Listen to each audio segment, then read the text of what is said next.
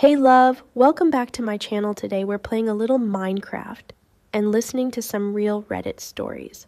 Tonight's stories are all about relationships, trust, betrayal, cheating, and the moments where someone finally realizes they deserve better. So get comfortable, grab a snack or a blanket, and just relax with me. And if you enjoy this cozy kind of content, don't forget to like and subscribe. All right, let's get into the first story. I'll start by saying this. My husband is a great husband. He's kind. He's a wonderful father. He does more than his fair share of the housework. He makes good money and treats me well. We have a great lifestyle. We've been married for 15 years with ups and downs, but my friends constantly tell me how lucky I am to have him. A couple of months ago, I borrowed his phone and saw some texts. There was some explicit messages, mostly just random conversations with another woman. They talked about times they've met up, so it's a physical affair, not just an emotional one. They say, I love you to each other. He talks about parenting stuff, like apologizing for being quiet because he was busy with taking care of our son, and more specific stuff about parenting troubles. He's mentioned me, so she knows I exist, but I didn't see him mention me much. I found her on Instagram. She's young, pretty successful. We're in our 40s, and she looks like she can't be older than 30. I was shocked when I found out, but the more I've thought about it, I've decided to say nothing. If I confront him, then our lives will completely change. Our son's life will change. I don't know how he'd react, if he'd deny it or end it or leave me and run off with her. I mean, he told her he loves her. We have such a nice, stable home life. I don't want to lose that. It hurts when I see him texting on his phone or when he's late home from work or when he makes an excuse to disappear for a night. But does it hurt more than losing this life we have would? I don't want my son to grow up spending his time between two households. I don't want to be single and have to find someone new. Maybe I'll change my mind later. But for now, I'll keep saying nothing. Band has had a vasectomy for all those worried about her getting pregnant. I work part-time, but my husband makes far, far more than me. We keep our finances fairly separate. He pays the majority of the bills. We do not live in America. I am not an expert on divorce law in our country. I do not know what I would be entitled to in a divorce. Yes, I know I should look into it. I have saved a small amount of evidence, just some pictures of his phone. Our son is 9. No, I don't want our son to grow up thinking this is normal. I also don't want him to grow up without having both his parents fully present in his life. I am scared of the possibility my husband will come home one day and ask for a divorce. This next story is about doing the right thing, even when you know it might blow everything up. It's one of those situations where you're thinking, would I speak up or would I stay out of it? Okay, here we go. I've been in a friends with benefits relationship with John for the past 5 years. During this time, it has been on and off, and our arrangement would always stop when either of us were dating other people or in a serious relationship. The rules were that we were always honest with each other if we were seeing someone else, and we would immediately halt if this were the case. To give some context, I have known John since I was a kid, as we are close family friends. However, when this agreement began, John was adamant that we must keep it a secret as it could be problematic if our families found out. After I returned from overseas in April this year, we resumed our FWB relationship. In June, I became suspicious that John was seeing someone else after a mutual friend made a comment about seeing him out with another girl. I asked him about this, and he said that he had a girlfriend while I was overseas, but he had broken up with her before we resumed. I found it a little strange that he did not tell me this, but since we had always been honest with each other in the past, I brushed this off. Big mistake. A few weeks ago, John messaged me and asked me to come over. As I was at work, I told him that I would message him that night. When I finished my shift, I invited him over to my house. He responded and said that he couldn't as he was at Bonnie's house. When I asked who Bonnie was, he said that she was his girlfriend and that he thought I knew that. I freaked out and immediately blocked him on Facebook Messenger. I now know that this was some kind of weird power play, but I am ultimately still confused as to why he decided to tell me this way. After he realized that I had blocked him, he texted my phone and asked if I was okay. He apologized and said that he had some things to work out. I asked him how long he had been dating her, and he reluctantly told me that he had been with her since February. Keep in mind that I had also seen his family since then, and no one had ever mentioned that he had a girlfriend, nor did I see any posts on social media of John and Bonnie. I was unaware that this girl existed until this moment.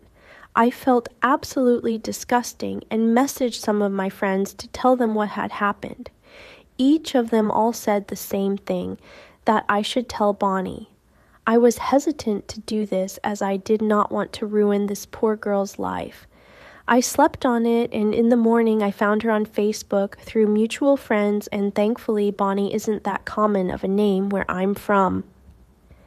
I sent her a message request explaining the whole situation and telling her that I had screenshots if she wanted to see them. She was shocked and told me that her and John were actually planning to celebrate their 1-year anniversary soon, more surprises, and that he had lied to me about when they started dating. Not that it even mattered at this point. She asked for the screenshots and told me that she would break up with him the next day. Despite the horrible situation, she was thankful for me for telling her. A week later, I received a message from John's best friend, Kane, telling me that what I had done was absolutely disgusting. Although he was angry at John, he said that I was in the wrong for breaking up their relationship. He explained that Bonnie was suicidal and that I had caused her serious harm. He also said that John's mother, who is my mother's best friend, did not believe that I didn't know John had a girlfriend. Kane also said that all the mutual friends he has spoken to think the same thing. Obviously, this is untrue, as this whole thing wouldn't have happened if I knew he had a girlfriend. I had to tell my mother what had happened before she heard it from John's mother, and now this has caused a rift between the two of them. I honestly thought that I would want to know if I was being cheated on, and that telling Bonnie was the right thing to do. I'm not looking for sympathy at all, but I know that I have told the 100% truth in this situation, and I have the evidence to prove it. I don't doubt that John has told a different version of this story to his friends. However, I still feel like absolute trash, despite this being entirely his fault. Am I the asshole for telling her? Alright, story 3 is the kind of betrayal that hits you out of nowhere. It's about a long relationship, a life someone thought was real, and one discovery that changes everything. I, 27F, just found out my boyfriend, 29M of 7 years, cheated on me. My boyfriend went to our home state to see his family for the weekend. He's been going quite often this year, about once a month, saying it is because his grandparents are old and miss him. I thought nothing of it until this morning. I got a screenshot from a mutual friend of ours of my boyfriend's location on Snapchat. He was at his parents' house, but a girl's Bitmoji was there as well. It wasn't his sister or mom, and his parents, who weirdly also have Snapchat, weren't home either. He didn't tell me he was going to be with anyone else today. I tried to call him, but he did not pick up. I looked on Snapchat and his location was turned off. The mutual friend says my boyfriend has told everyone at home we had broken up 4 months ago. He said my boyfriend was making him stay quiet about it because he was trying to find the right time to tell me. As far as his parents know, he's moving home once our lease is up.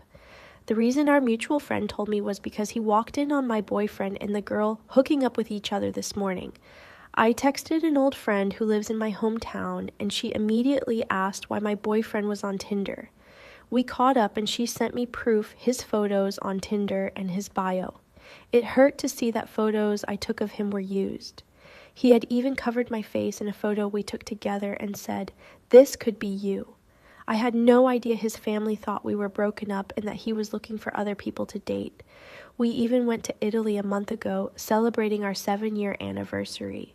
I'm so confused and I don't know what to do. I look around, and everything in our apartment seems like a lie. The soon-to-be ex texted me just now, and he is on his flight back. He'll be back in about 5 hours. Obviously, he can find his own way to the apartment from the airport. I'm shocked and numb, but my best friend is with me, helping me pack up all my clothes. I'm leaving, and I'm not leaving a trace of myself behind. Our dog is coming with me, and I'll be staying at my best friend's place for now.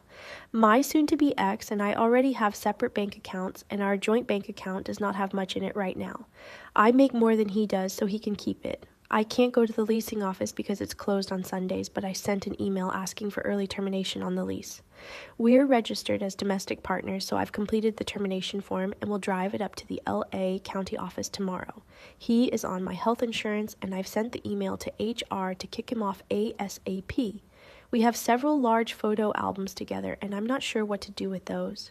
Keeping them would be too difficult, but I don't want him to have the satisfaction of having our photos. It's clear he uses our memories in a horrible way. Is there anything I'm missing? I can't seem to think of anything, and all my thoughts seem so jumbled. Nothing makes sense, but I know I can't stay. Any help to ghost a person this close to my heart would be appreciated.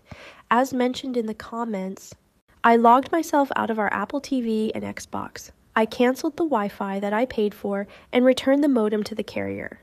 I took my payment information for utilities off our account. I packed up all my sauces, spices, and cooking oils and took note to only leave dried rosemary behind. He hates that shit. I printed out and framed the screenshot of his Tinder profile and left it on the kitchen table.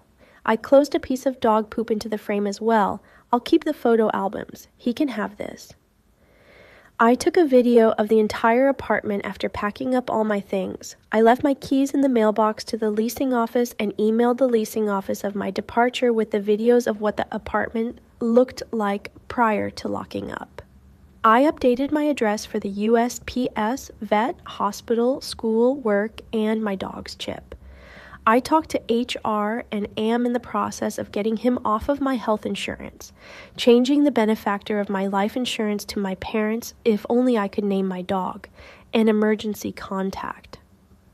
I'm going to the bank to take myself off the joint bank account. Fortunately, I'm not worried about my credit as all of our finances have stayed separate, but I'm grateful to those who told me to freeze my credit. I logged out of all devices for all streaming services, social media, and my work, personal, and school email. I blocked him on all social media, chat rooms, and his phone number. I made a doctor's appointment to get STD tested. Then my way to an appointment with the county office to terminate our domestic partnership. It's been an incredibly busy 18 hours, but I've had a lot of help from my friends. I haven't been able to sleep either. As far as what happened since he arrived, here's what's up. I already blocked him before he landed. I received many texts and calls from his parents and sister that I did not see. Then when I noticed his sister calling, I picked up. At first, the call was hostile. She accused me of being some crazy ex-girlfriend that couldn't let her brother go. Funny, since I just packed up and left. She brought up that it had been 4 months and that I needed to move on. I told her that the ex never approached me about breaking up and that 1 month ago we celebrated our 7th anniversary and started to plan our wedding. I had no indication he even wanted to break up. We reset a bit and she allowed me to tell her my side of the story. I told her he was somewhat distant this year, but he had blamed it on their grandparents being old and wanting to spend more time with them before they die. Turns out their grandparents have been dead for 2 years. I never met them because my ex claimed they were super racist since the grandpa was a Vietnam War vet. I'm S.E. Asian. Turns out you can't be racist when you're dead. We ended the call on a positive note, with his sister saying that it was a lot to take in. She said she felt bad as the girl he was cheating on me with was one of her friends. She had introduced them to each other sometime last year when my ex was apparently unhappy with our relationship. They hit it off, and he was supposed to break it off with me. I guess he never had the balls to do so. She was also confused as to why he was on Tinder as he was in a relationship with her friend. I sent her all the Tinder receipts after hanging up. Later in the night, I received an email from the ex. To sum it up, yes, he asked me to come to the apartment to talk it out. No, he did not apologize for anything. He ended the email with "I love you."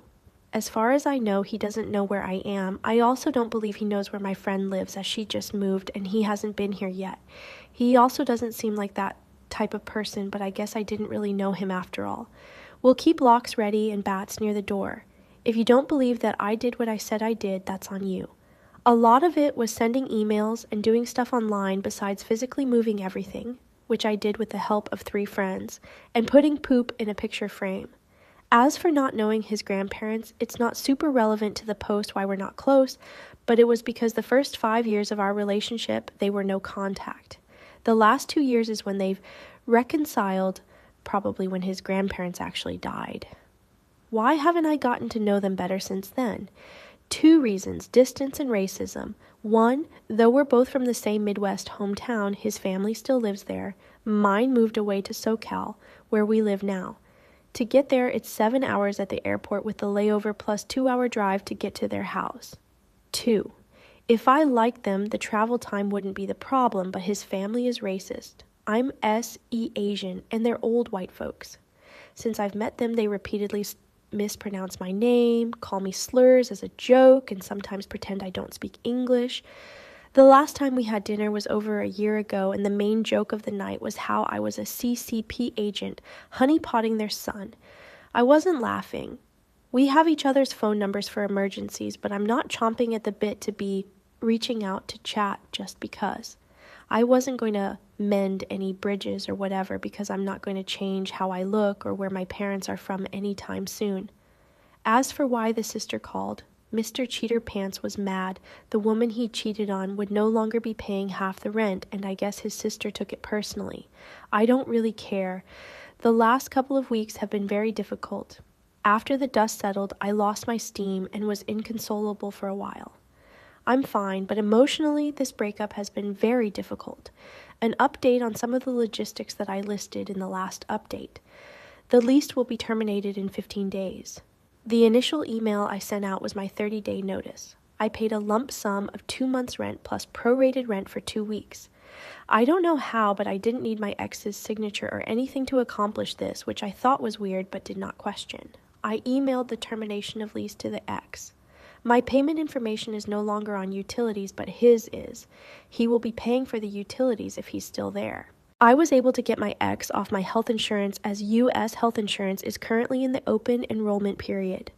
However, if the timing was worse, like if this happened several months ago, I would have had to wait until open enrollment. Guess I got lucky. This information was emailed to the ex as well. Though the form for termination of domestic partnership has been submitted, it will likely take 5 to 6 months for it to be processed and officially terminated since I didn't have him with me to sign it. That's fine by me. As of now, I am not positive for any STDs, but I will check again in several weeks as advised by my doctor. The joint bank account was closed. I was not able to take myself off of it without the ex being present, but I was able to close it by myself. I mailed his parents' house the check of everything in there. It was less than $10. After emailing the ex the termination of lease and that he is no longer dependent on my health insurance, I got a reply from him saying I ruined his life. No apology, not that it would have changed anything. I know a lot of people wanted more information about his family and him, but I haven't reached out to them or answered when they reached out to me. I just don't have the heart for it, but my parents did. My dad did get a call from the ex. The ex told them I kicked him out of the apartment, untrue as he still has his keys and that he won't have access to his meds anymore due to not being on my insurance. True. He created a sob story about his grandparents' death being hard on him and that I wasn't there to support him in that time. Somehow this was an excuse to being unfaithful, but he wanted to work it out with me. Both my parents speak English just fine, but said, sorry, we no speak English, and hung up. Kudos to his racist parents for inspiring my dad. None of us have heard from him since. I will say I am extremely lucky. I have a job and am financially stable. Though paying the termination fees and whatnot was difficult, I know I will be okay in the long run. I'm also very lucky my non-romantic relationships have kept me afloat. Though the last couple of weeks have been some of the hardest in my life, my best friends, family, and even coworkers have been there to support me. I've also started therapy, which I'm also lucky to have access to. This one made me genuinely angry. It's about cheating, not once, not twice, but over and over again. And the timing of it is just unforgivable. Take a deep breath before this one. I, 32F, have been with my husband, 33M, since college, and I've never had a serious relationship before him. He was my first love. We've built a life together. We've been together 15 years, married 7, and we have a child who is 18-month-old and that we planned for. My husband is a good father, and he runs a business that I help him with on top of our everyday jobs. The business is doing well. We are financially well off. From the outside, everything seemed perfect. But recently I found out something that completely shook my world. My husband has cheated on me, and not just once, multiple times, with at least 6 different women. During the past 5 years, he had affairs with different women. These women didn't even know he was married. Some of them were colleagues of his working with him closely. Yes, he managed to hide his marital status at work. Some of these affairs lasted months, even one that lasted 3 years with an unaware colleague. The worst part? He also did this during my pregnancy, and even on the day I gave birth. He left me alone at the maternity ward with our son to sleep over at one of Mistress's. She had no clue about me and was the one to learn and tell me about all his betrayals. It's hard to put into words how deeply this has hurt me, especially when I thought we had built a solid, trusting foundation. We've started marriage counseling, and he's doing everything right now. He's expressing remorse, taking responsibility, and showing that he wants to make things work. Our marital therapist says that trust can be rebuilt, but that it will take time, and I want to believe that. I so want to turn back the clock to the time when we were happy. I do not want my son grow up to without his father. There was this beautiful future that I was hoping for, and I do not want to give it up.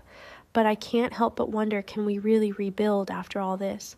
Can I ever trust him again? I'm struggling with whether reconciliation is even possible at this point. He's been a good partner in many ways, but this betrayal feels like it's too big to overcome. I don't know how to move forward. On one hand, I want to try and fix things because he's doing all the right things now. But on the other hand, the thought of continuing to share a life with someone who has deceived me so deeply is terrifying. Has anyone here gone through something like this? How did you find your way back from something this devastating? Can a marriage truly recover from this kind of betrayal, especially when it feels like trust has been shattered completely? I feel so lost and don't know what to do. And this last story starts with a message, the kind of message that instantly makes your stomach drop. Because imagine opening your phone and seeing, "Hey, I need to tell you something about your husband." Yeah, let's get into it.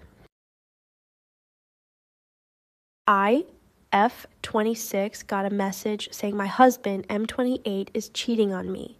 The message was from his ex-girlfriend's best friend. So a bit of background. He and I have been together 6 years. We have a pretty solid relationship, never get into arguments with each other. He's very open and will openly express how he's feeling or what he's thinking, and we are always on the same page of things. Before we got together, husband lived across the country about 4 states away. We met because of a work course and we hit it off right away. So kept in touch for the next year via text until he decided he wanted to be with me. So he transferred his job over to the city I lived in. We've been together ever since and things have been dandy. A year before we dated, husband dated this chick, Charlene, for about 2 years until she left him. I knew about her but have never met her or even given her a thought until a few months into our relationship when husband received a text from her. Charlene texted him to say she thinks I hacked into her social media profiles. He asked her why this was, and she didn't give much of a reason other than to say she's been hacked. So I handed over my devices to husband to show him I definitely did not hack into any of her profiles. I don't even know how to do that. So he texted her saying sorry, but it wasn't me, and he didn't know who it was, and that was that. Then, a few days later, husband started getting weird texts and calls from people he didn't know, saying odd, vulgar things. We didn't know why till his friend told him Charlene posted a status with his phone number saying, "This person has hacked into my profiles and is stalking me. Husband doesn't have her on social media, so he had no idea." Nothing really came of it. He managed to block the numbers, and thankfully the harassment didn't last. Flash forward to 5 years now, and we haven't heard from or about Charlene at all, and promptly forgot about it. Husband's sister just had a baby in the town husband originally came from Slash, where Charlene lives. And since he hasn't been there in like 6 years, we decided to go down to see his family. We go down and everything is cool. He reaches out to some of his old pals to say hey, and we meet a few of them. Over the next few days, I get random friend requests from girls I don't know, 2 girls who are from this small town. It shows husband isn't a mutual friend with any of them, and I ask him who these girls are, and he says he doesn't really know, but one seems familiar, and he might have gone to school with one. I think it's weird and just delete their requests. Then the next night I get a message request on Instagram. It's from a different girl I don't know that also lives in this town. She straight up tells me she knows my husband from childhood and he's been messaging her on Tinder. She sends me screenshots of my husband messaging her saying he's around and wants to hook up or something. I immediately show my husband, of course, and right away he drops what he's doing and hands me his phone unlocked, tells me that isn't him, and he wants me to go through his phone so that I feel reassured. I go through everything, messages, Instagram, social media, etc. I look at his apps, there's no Tinder. I go to his search bar, still no Tinder. He opens his app store to show me it's not downloaded. He downloaded Tinder and entered his phone number into the login. From where I'm from, if you go to login and type in your number, it just sends you a code to log in with, and it didn't have his number registered. We look at the messages again, and he recognizes the girl as one of Charlene's best friends from college. Now, there are a few odd things with the Tinder screenshots this chick sends me. It says husband's account is verified with a little check mark. His profile picture on Tinder is a really old one from his brother's Facebook, like 3 or 4 years old. His brother is the only one still friends with Charlene on Facebook, and it's the only lone photo of husband on brother's profile. It's a photo husband actually hates because he's not smiling and he has his tongue out, but his brother keeps it up anyways to bug him despite husband asking him before to delete it to no avail. The way husband talks in the Tinder screenshot is a bit different than how he usually texts to me in general. It's very expressive. "Hey, how are you? Remember me?" And he usually doesn't type like that. But here's the one thing that's just weird that makes me feel uneasy. The message exchanges on Tinder are throughout the day gradually and not back and forth right away. It just happens that whenever husband replies, it was the only 2 times we weren't together during the day. Like this, husband at 2:30 p.m. "Hey, how are you? Remember me?" Girl, "Yeah. Hey, what's up?" Husband at 4:54. Not much, just visiting my sister. So at 2, I had ran to the grocery store and was texting husband what I should grab for his sister's house. That's why I know the time. At 4-ish, we arrive at sister's, and after helping with supper, husband uses the bathroom. He's not in there long, but I send him a text with the poop emoji to be silly. That was at 4:53.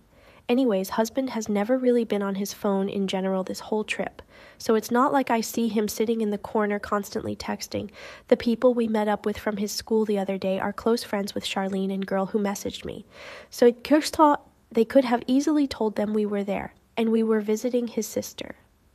It's a bit of a weird coincidence that this girl, who's friends with Charlene, happens to reach out to me while we are down for the first time in 6 years, specifically to visit his sister. We also just purchased a condo together 3 days before, and so it doesn't make sense at all why husband would decide to cheat on me now. Not to mention, why would he decide to hook up with Charlene's friend while I'm with him on this trip, lol? Why would he use that super old photo from Facebook that Charlene has access to? Plus, he surrendered his phone immediately and showed me everything once I talked to him. The only thing that rattles my brain is the profile verification and the times the messages were sent. Okay, wow. Those stories were a lot. Thank you so much for staying here with me and for listening until the end. I'd really love to know your opinion. Which story shocked you the most? And honestly, what would you do in that situation? Leave your thoughts in the comments. I read everything, and if you enjoyed this cozy Minecraft plus Reddit stories vibe, don't forget to like and subscribe to support the channel. And of course, if you have your own story you want me to read in a future video, you can leave it in the comments. Good night, take care of yourself, and I'll see you in the next video.